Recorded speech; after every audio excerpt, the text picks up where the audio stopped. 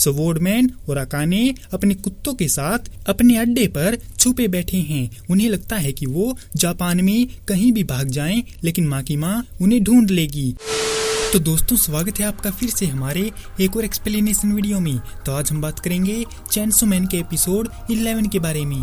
वो इसलिए क्योंकि मैं जब भी किसी को मारता हूँ तो उसके अखरोट तोड़ता हूँ, मजा आता है मुझे। पिछले एपिसोड में हमने देखा था कि माकीमा डेंजी और पावर को ज्यादा ताकतवर बनाने के लिए मास्टर किसीबे के पास छोड़ जाती है, जो उनको बढ़िया वाला धोता है, और अकी एक फ्यूचर डेविल के साथ कॉन्ट्रैक्ट करने के लिए जाता है। अकी फ्यूचर डेविल के पास आता है, जो बार बार ये वर्ड बोलता है कि द फ्यूचर रूल, यानी कि भविष्य राज करता है, और डेविल चाहता है कि अकी भी ऐसा ही बोले, लेकिन अकी उसे नजरअंदाज करके बोलता है कि वो उसके साथ एक कॉन्ट्रैक्ट करने आया है और उसे इसके बदले में क्या चाहिए है, जिस पर फ्यूचर डेविल बोला कि वो अकी का फ्यूचर देखना चाहता है, और फिर वो डिसाइड करेगा कि उसे कॉन्ट्रैक्ट करना है या नहीं। डेविल बोला कि अकी को अपना सिर उसके पेट में डालना होगा, तभी वो उसका फ्यूचर देख पाएगा। अकी थोड़ा हिचकिचाता है, लेकिन फिर भी अपना सिर उसके पेट में डाल देता है। इसके बाद फ्यूचर डेविल हंसता है और कॉन्ट्रैक्ट करने के लिए अपनी शर्त बताता है, जो ये है कि वो अकी की दाहिनी आंख में रहना चाहता है, जिससे अकी को उसकी पावर मिल जाएंगी। फ्यूचर डेविल कहता है कि वो अकी के साथ इतना छोटा कॉन्ट्रैक्ट इसीलिए कर रहा है क्योंकि वो जल्दी ही मरने वाला है। अकी को फर्क नहीं पड़ता कि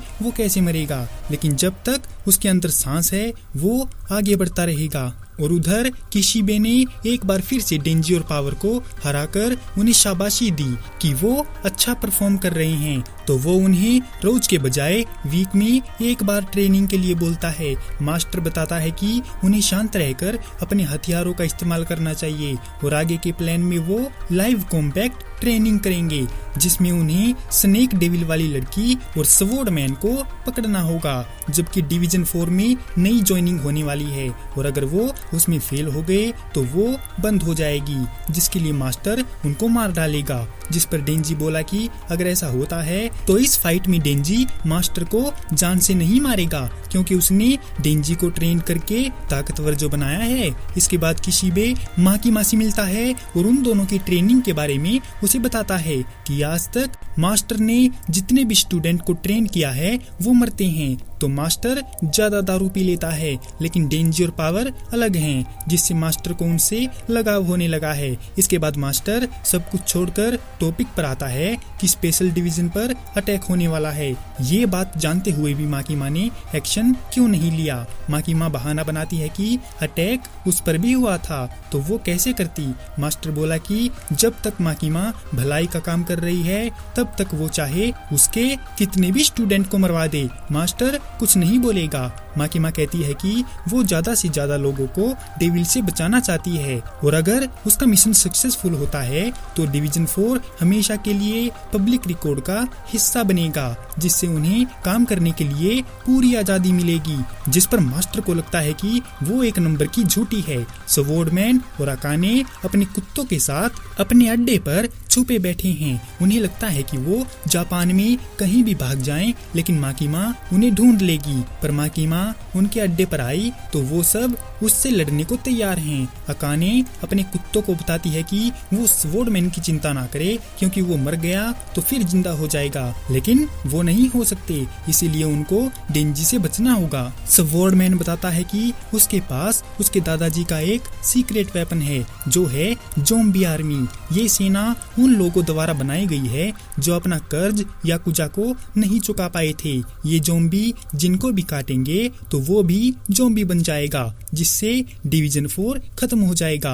वापस आते टाइम और क्योटो जाने से पहले यूटारो बताता है कि उसने सुना है कि अकी गन डेविल के पीछे है। उसे तो बिल्कुल भी नहीं लगता कि अकी गन डेविल को मार पाएगा भी या नहीं। यूटारो अकी को बेवकूफ समझता है कि वो उस गन डेविल को मारेगा जिसके कुत्तों ने अकी को हॉस्पिटल पहुंचा दिया था, जिस पर अकी जवाब देता है कि उसे घंटा फर्क नहीं पड़ता चाहता कि यूटारो उसके बारे में क्या सोचता है। यूटारो को बस आराम से बैठकर देखना है कि अकी क्या करेगा, चाहे उसमें अकी मरे या जिए, क्योंकि उसको ऐसा करना ही पड़ेगा। इसके अलावा उसके पास और कोई रास्ता भी तो नहीं है। आखिर गन डेविल ने उसके परिवार को जो मारा है। पब्लिक सेफ्टी में अकी को छोड़ने के बाद यूटारो उसके पास एक ड्रिंक फेंकता है और उसे बेस्ट ऑफ लक बोलकर उसे फोकट का ज्ञान पेलता है कि वो थोड़ा अलर्ट रहे, क्योंकि स्पेशल डिवीजन में काम करने वाले सब लोग पागल हैं। माकीमा उससे मिलती है जो फिलहाल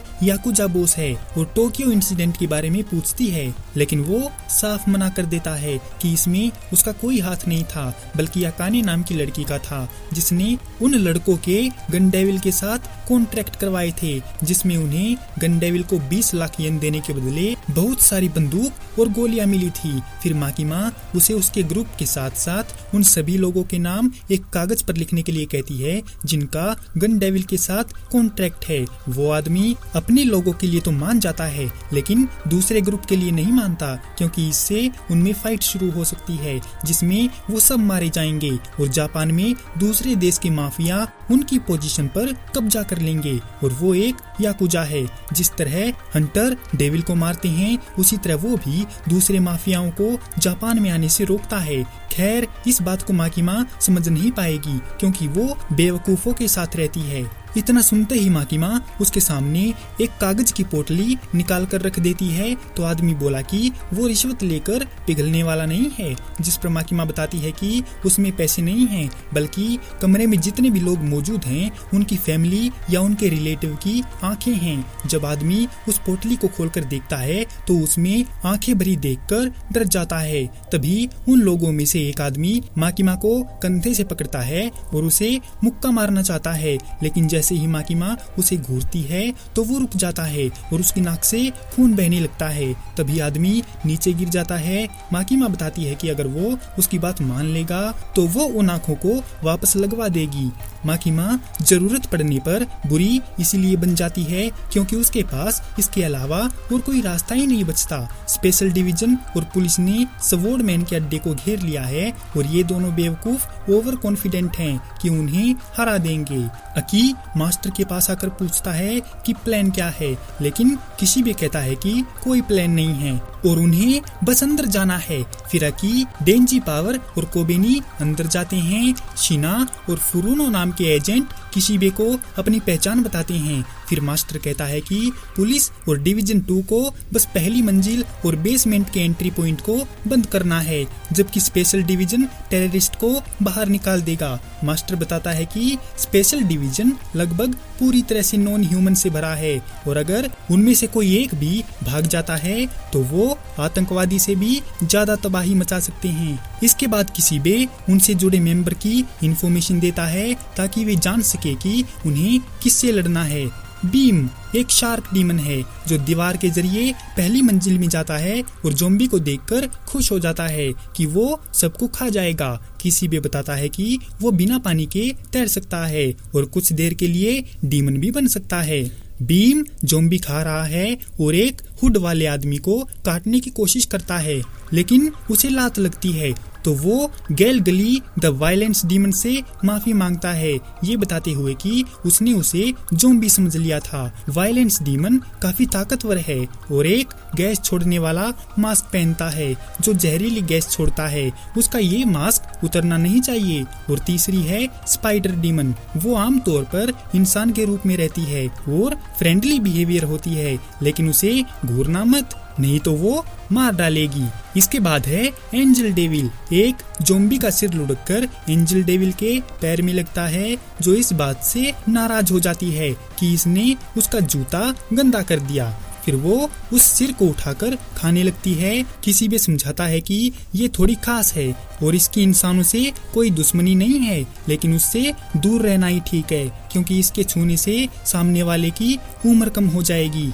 एंजल अकी से रुमाल मांगती है तो अकी उसके करीब जाता है और उसे एक रुमाल देता है, जिससे एंजल को हैरानी होती है कि अकी उसके इतने करीब आ गया था, क्योंकि उसके छूने पर उम्र कम होती है, जिस पर अकी बोला कि उसने छुआ कहाँ है, बस रुमाल दिया है। तभी एक आदमी आता है और अकी को गोली मारने की कोशिश करता है, तो एंजल अकी को बचा लेती है। इसके बाद अकी ने डेंजी, पावर और कोबिनी से कहा कि वे ज़ॉम्बी को फिएंड्स के पास छोड़ दें और वो सब अकी के साथ स्वॉर्डमैन और अकाने को ढूंढने जाएंगे। हालांकि उन्हें पता नहीं है कि वे कहाँ है, इसलिए वे अलग होकर ढूंढेंगे।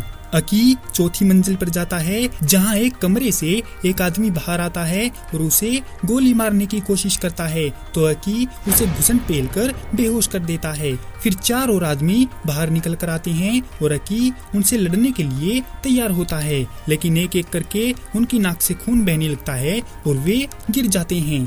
अकी उन्हें ढूंढना जारी रखता है और आखिर में अकाने को ढूंढ लेता है। अकी उसे चुपचाप चलने के लिए कहता है, लेकिन अकाने स्नेक डेविल को बुलाती है और अकी को मारने का ऑर्डर देती है।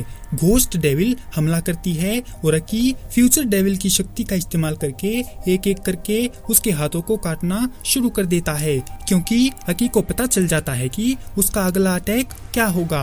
तभी घोस्ट अकी का गला दबाकर मारने लगती है। इसी के साथ ये एपिसोड यहीं पर खत्म हो जाता है। तो दोस्तों, कैसी लगी आपको चेनसो मैन के एपिसोड 11 की ये एक्सप्लेनेशन वीडियो? अगर आपको ये वीडियो पसंद आई हो तो इस वीडियो को लाइक और हमारे चैनल को सब्सक्राइब जरूर करें। आपका हमारी वीडियो देखने के लिए बहुत बहुत धन्यवाद और शुक्रिया।